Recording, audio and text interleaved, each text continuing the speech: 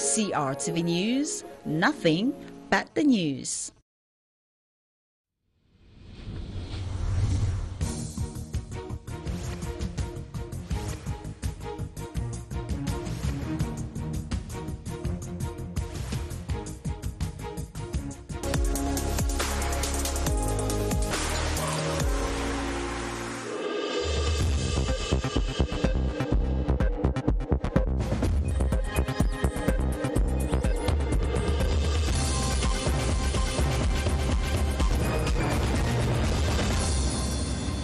Madame, Messieurs, bonsoir. Bienvenue au 20h30. Voici les titres du journal ce soir. Conseil supérieur de la magistrature.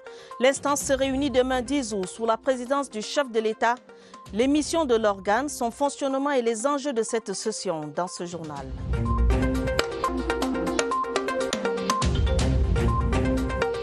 Populations autochtones entre modernité et tradition, avancée et attachement aux valeurs ancestrales.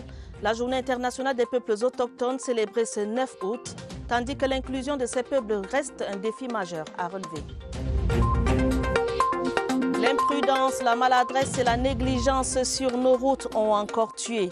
Plus de 10 morts et de nombreux blessés sur l'axe Bafoussam-Foumbot ce dimanche. Les causes et le bilan provisoire dans ce journal. Voilà pour les titres. Madame, Monsieur, merci de nous recevoir chez vous.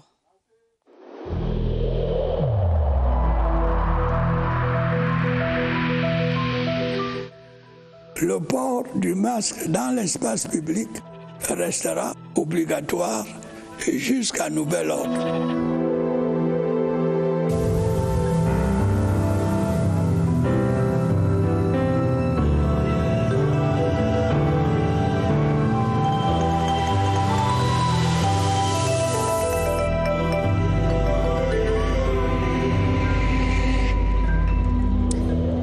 Bienvenue une fois de plus. 12 morts, 60 blessés dont 58 référés à l'hôpital régional de Bafoussam.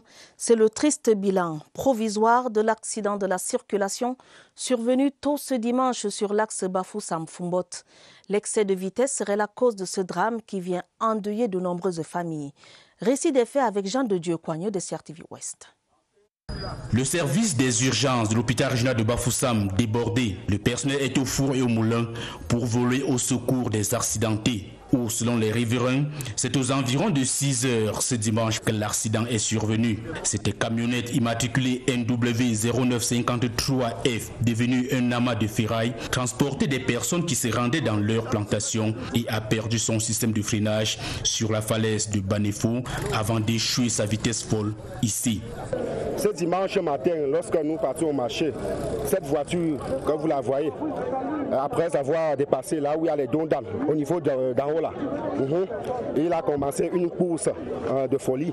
Et puis nous avons vu la carrosserie partir d'un côté, les gens sautaient comme des oiseaux. C'est sorti, c'est que c'est devenu comme ça là. Le bilan de cet accident de la circulation à 8 heures ce dimanche était de 8 morts. Une enquête a été ouverte pour déterminer les causes réelles de cet autre drame de la route. Ils étaient en route pour le champ, certains pour effectuer récolte de maïs. Malheureusement, leur voyage s'est achevé ici à la falaise de Banefo. Pour l'instant, on accuse un système mécanique qui serait la cause de cet accident.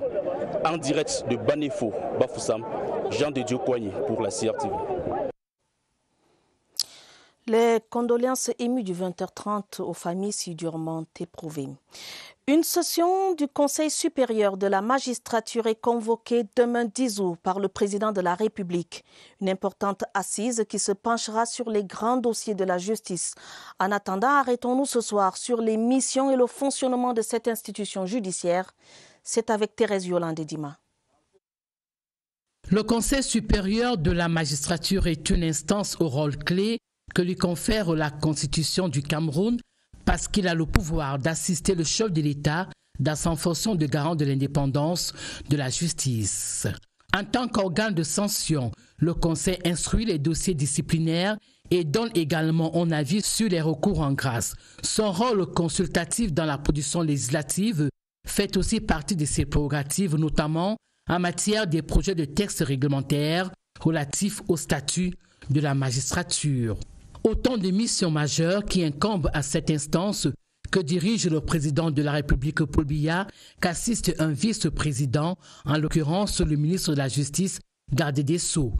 L'équipe a une nouvelle configuration avec le récent mandat des députés qui a vu l'intégration de nouvelles personnalités issues de l'Assemblée nationale à la faveur d'un décret du président de la République en date du 15 juin 2020. Autre entrée significative, celle du secrétaire du Conseil, également nommé par un texte du chef de l'État. Le premier aura pour mission d'assurer la mise en état des dossiers soumis au Conseil. La session du Conseil supérieur de la magistrature qui s'ouvre demain est un moment particulièrement attendu. Elle se tient après le grand dialogue national, moment clé de la vie de la nation, et parmi les actes attendus, la promotion des magistrats, leur intégration, des nominations et éventuellement des sanctions disciplinaires. Les enjeux de cette session avec Joseph Clément Omba. Prérogative que lui confère la Constitution en son article 37, le président de la République est aussi président du Conseil supérieur de la magistrature, clé de voûte du système judiciaire camerounais. La session annoncée intervient après le grand dialogue national qui avait préconisé une meilleure prise en compte des revendications relevant de la common law. Nouvelle donne qui appelle certainement des réajustements dans le redéploiement des effectifs. Ce après la création d'une section common law à la Cour suprême, puis à l'ENAM. Entre la dernière session du Conseil, tenue le 7 juin 2017, et la prochaine, le président de la République aurait injecté du sang neuf au sein de l'instance. Nomination d'un secrétaire et nomination de nouveaux membres. Ils effectuent ainsi leur entrée dans le sein des saints en mesurant la plénitude de leurs fonctions. Grosse attente. Également, avec 3 promotions d'auditeurs de justice, frais et mûrus de l'ENAM. Ils brûlent l'ardent désir de voir signer leur intégration dans le corps de la magistrature, sans oublier le traitement des dossiers disciplinaires à l'encontre des magistrats indélicats. Sur la table, certainement également, les promotions des magistrats aspirant au changement de grade, puis les nominations.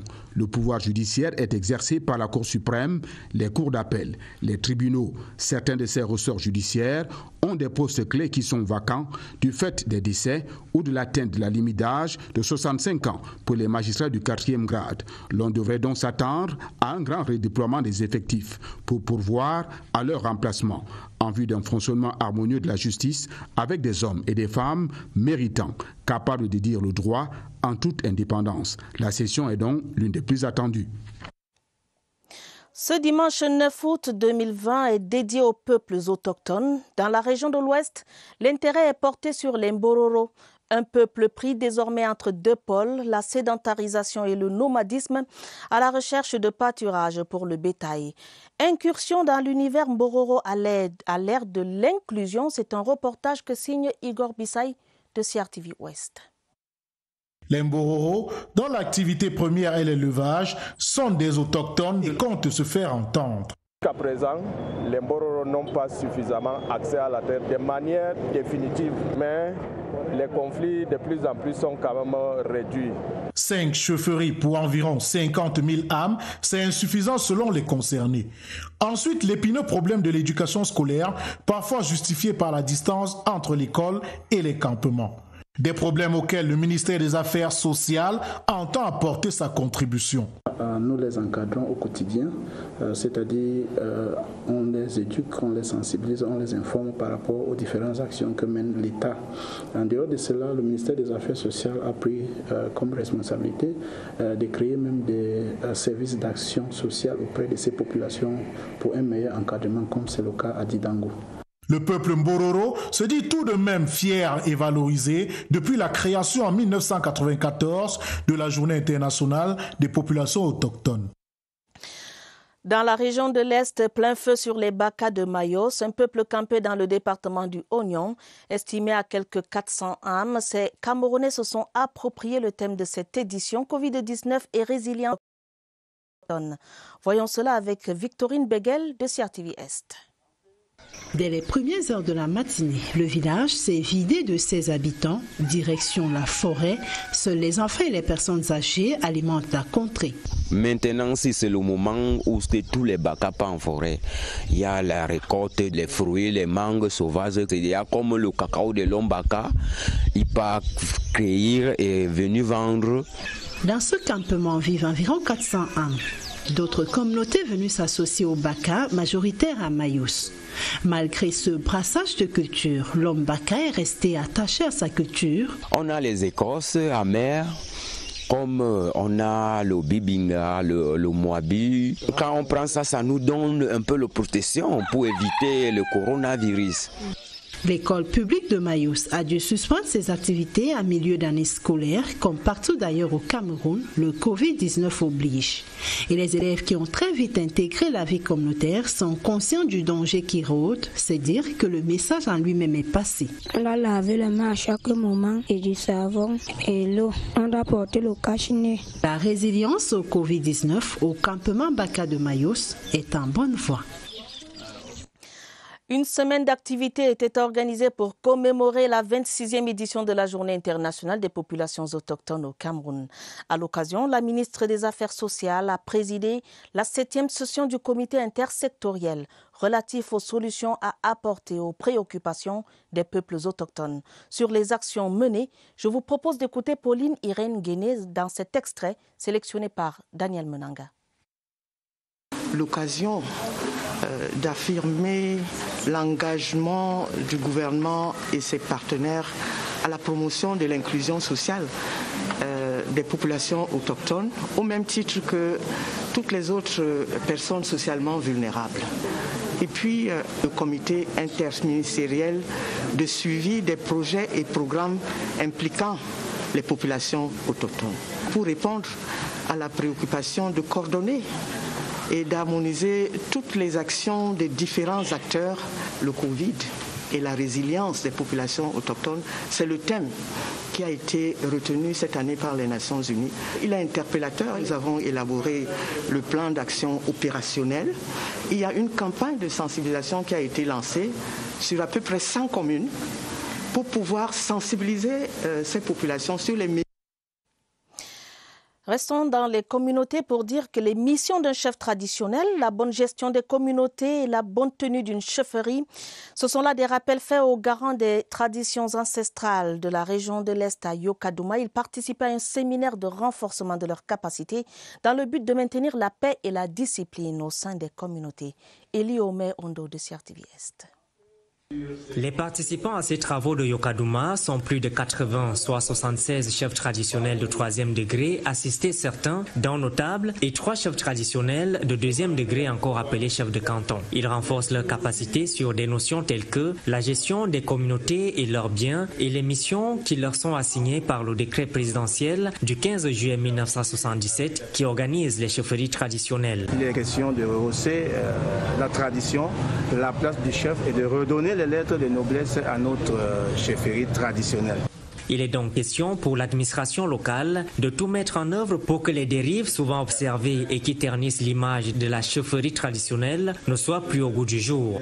Nous prescrivons aux chefs traditionnels, n'est-ce pas, de ne pas confondre leur rôle, n'est-ce pas, de conciliation et d'arbitrage en magistrat.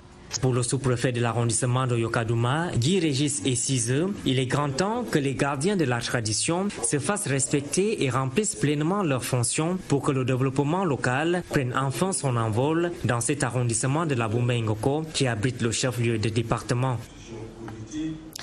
La journée de la métrologie est célébrée sur le thème « Les mesures pour le commerce mondial ». Et pour coller aux mesures barrières anti-Covid-19, le ministère du Commerce a focalisé l'essentiel de son action sur l'enjeu de la métrologie dans les échanges internationaux.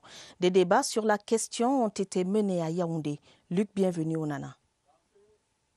À la célébration, les responsables du ministère du Commerce ont préféré le débat. Le débat sur le rôle de la métrologie dans les échanges commerciaux en général et les échanges commerciaux entre le Cameroun et les autres pays en particulier. Des discussions, l'on a pu retenir que le respect de la métrologie dans la production des biens et des services constitue un avantage concurrentiel pour les pays l'ayant systématiquement adopté. Il n'y a pas de produit qui soit éliminé. En fait, tout produit qui peut rentrer dans le commerce doit respecter un certain nombre d'exigences découlant de la métrologie. Pour les experts du commerce international présents au débat consacré à la Journée mondiale de la métrologie 2020, le Cameroun doit faire sien le respect de la norme dans la production. C'est ainsi et ainsi seulement que le pays pourra être un comptoir sûr de la zone de libre-échange continentale africaine, voire mondiale. D'une journée à une autre, demain 10 août est journée africaine de la décentralisation. Elle sera couplée à la 3e édition de la journée africaine de l'enregistrement des faits et des statistiques de l'état civil. Sur ce dernier point, le ministre de la décentralisation et du développement local a relevé le caractère essentiel de l'enregistrement des naissances. Georges Elanga Obam, dans cet extrait sélectionné par Michel Renaud-Wanja. L'importance et la pertinence du thème retenu cette année pour la célébration de la journée africaine de l'enregistrement des faits et des statistiques d'état civil trouvent dès lors leur fondement et leur justification dans le respect du sacro-saint principe de la continuité et de la permanence du service public, en l'occurrence le service de l'état civil, même en situation d'urgence. L'enregistrement des naissances est essentiel à l'exercice de nombreux droits humains et civiques, notamment le droit à l'identité, le droit à la filiation, le droit aux services socio-économiques de base, le droit à la santé. Dans l'archidiocèse de Yaoundé, Monseigneur Jean Barga était en visite pastorale en la paroisse Saint-Odile de Nomayos dans la périphérie de Yaoundé. Cette visite était également l'occasion pour l'archevêque d'inaugurer le centre de santé construit par les religieuses de cette paroisse. Michel Renaud-Wanja, une fois de plus. La visite pastorale de Monseigneur Jean Barga en la paroisse Saint-Odile de Nomayos avait pour principal objectif de toucher du doigt les efforts de cette communauté religieuse. Des efforts salués pendant la messe pontificale des circonstances au cours de l'évangile tiré des Saintes Écritures. Parmi les réalisations importantes, la construction de l'hôpital des Sœurs qui a été inauguré et visité par l'hôte du jour. Ce fut une belle occasion d'abord de les réconforter dans la douleur. Vous savez que nous vivons des moments très difficiles et l'absence du père dans la famille peut démoraliser plus d'une personne. Je rends grâce à Dieu surtout pour le projet phare qui est déjà une caractéristique de Nomayos, la présence des sœurs de Sainte-Thérèse qui ont pris l'initiative de venir implanter ici un centre de santé moderne. Il est donc question pour les fidèles de ne pas baisser la garde, a marcelé Monseigneur Jean Barga. Plus de 200 jeunes bientôt outillés insérés dans le tissu socio-économique de Doukoula, c'est dans la région de l'extrême nord. L'ambition du projet dénommé Espérance Jeunesse et Développement, projet qui vient de faire l'objet d'une évaluation par les services compétents. Francine Diaba de CRTV Extrême Nord nous en dit plus. Pour cette première phase du projet Espérance Jeunesse et Développement, 250 jeunes et femmes de Datcheka, Kalfou, Karaï et Tchatibali sont visés. Cela contribuerait à pouvoir recruter quelques jeunes qui pourront être autonomes et également contribuer à la lutte contre ce chômage. Pour une meilleure insertion socio-économique, les bénéficiaires sélectionnés selon un certain nombre de critères, après une formation, vont disposer des activités génératrices de revenus. C'est un projet qui vient à coup sûr impulser les actions du président de la République.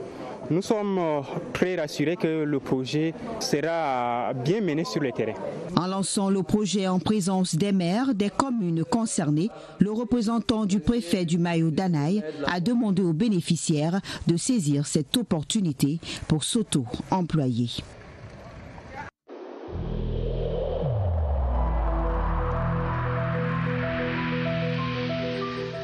N'oublions pas que la négligence d'une seule personne peut nuire gravement à l'ensemble de la communauté.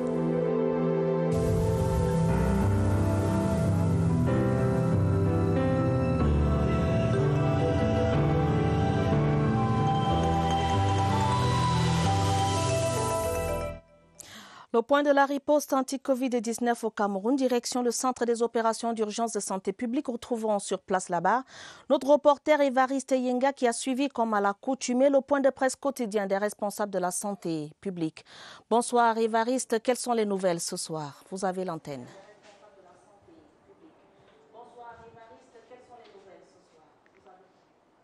Bonsoir à Tabadiné Omar, ce sont des leçons ce soir, des leçons au terme de 14 jours de la campagne de testing mobile, des leçons qui ont été énumérées ce soir par le docteur Linda Esso qui était à la tribune du point de presse quotidien pour rendre compte de l'évolution de la pandémie du coronavirus Covid-19 au Cameroun et aussi de la réponse des autorités camerounaises à cette pandémie. Les leçons, il y en a 3. La première, c'est peut-être la plus importante par ordre d'hiérarchisation, c'est la détection qui a fait ses prouesses, celle qui a démontré que plus tôt on détecte certains cas, et plus tôt on les prend en charge et donc les patients ont plus de chances d'en ressortir guéris des hôpitaux. La deuxième leçon, elle est en rapport avec les collectivités territoriales décentralisées, elles qui occupent une position de maillon essentiel lors de ces campagnes de mobilisation parce qu'elles participent à la coordination, elles participent à la sensibilisation,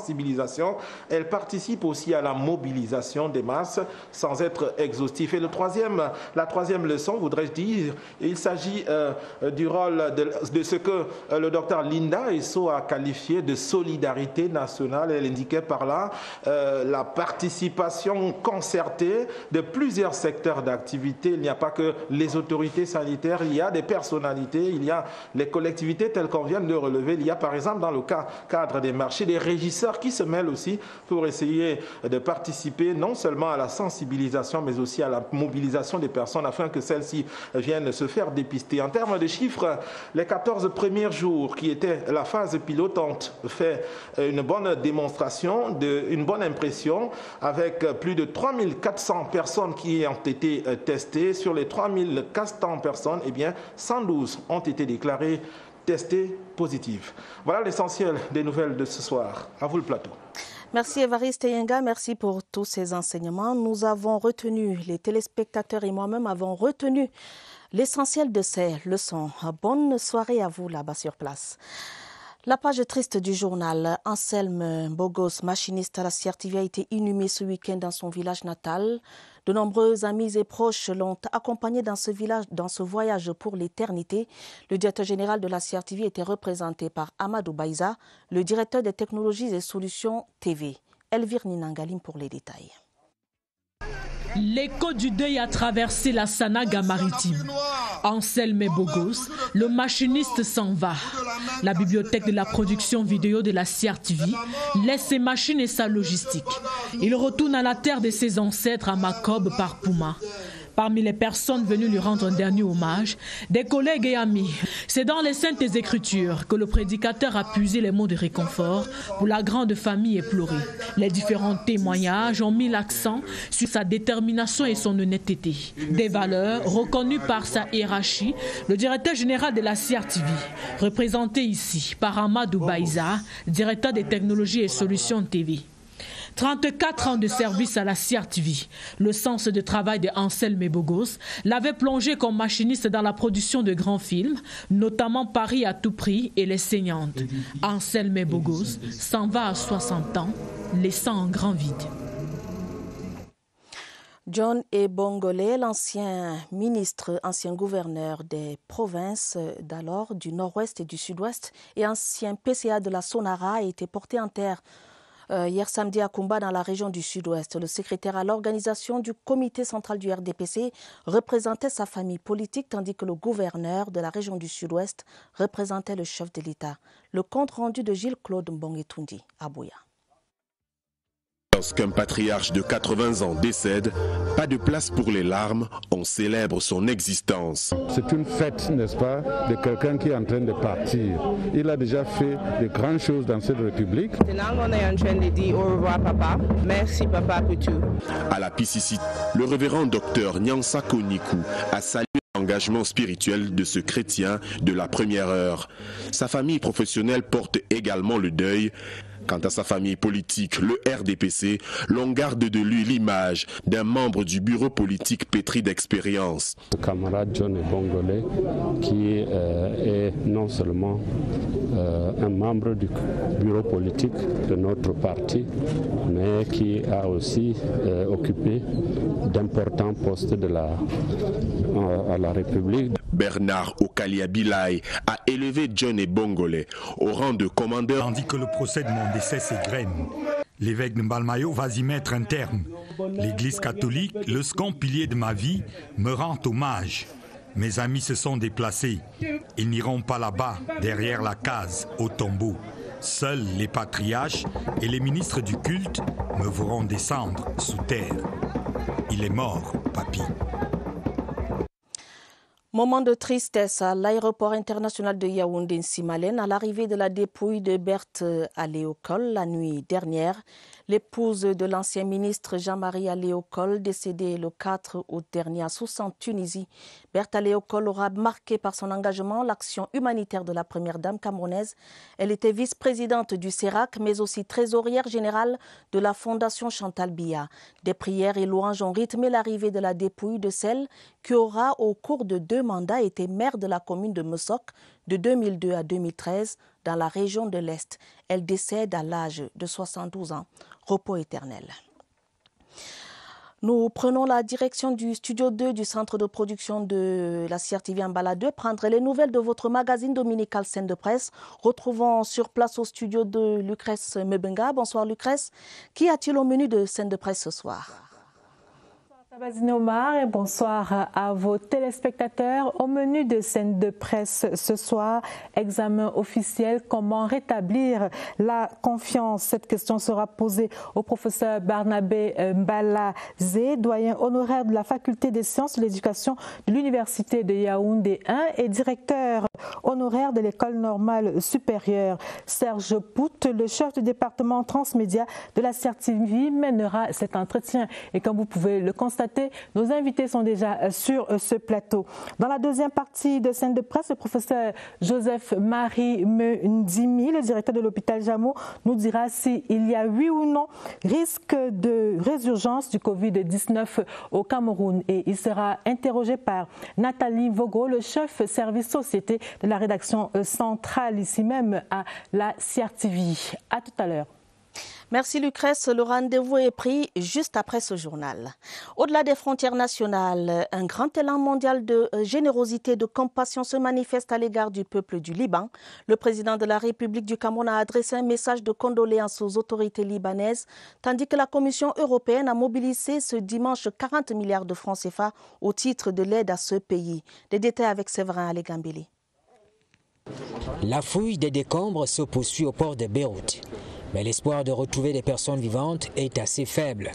Par contre, on a pu observer dans le centre-ville de la capitale libanaise des scènes de violence entre les forces de l'ordre et des manifestants qui ont occupé des ministères. Et ce, malgré l'annonce du Premier ministre libanais, qui propose des élections parlementaires anticipées.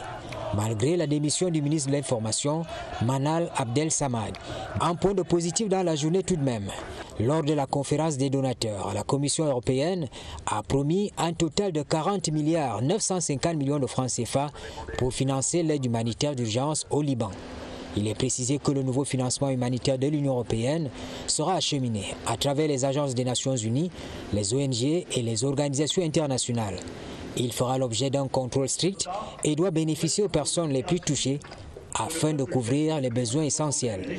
Au Vatican, place Saint-Pierre, à l'issue de sa prière dominicale de l'Angélus, le pape François a exprimé sa solidarité avec le Liban, renouvelant ainsi son appel à aider généreusement ce pays qui a une identité particulière. C'est le point de rencontre des différentes cultures. Et voilà qui met terme au journal ce soir. Journal préparé avec la collaboration de Sadou Mamoudou et Mirabel Tala. Prochain rendez-vous avec l'information à minuit. Dès demain lundi, retrouvez Adel Mbala pour les éditions de 20h30 semaine. Madame, Messieurs, votre fidélité nous honore. Prenez soin de vous, prenez soin de vos familles. Bonne soirée et bon début de semaine à tous.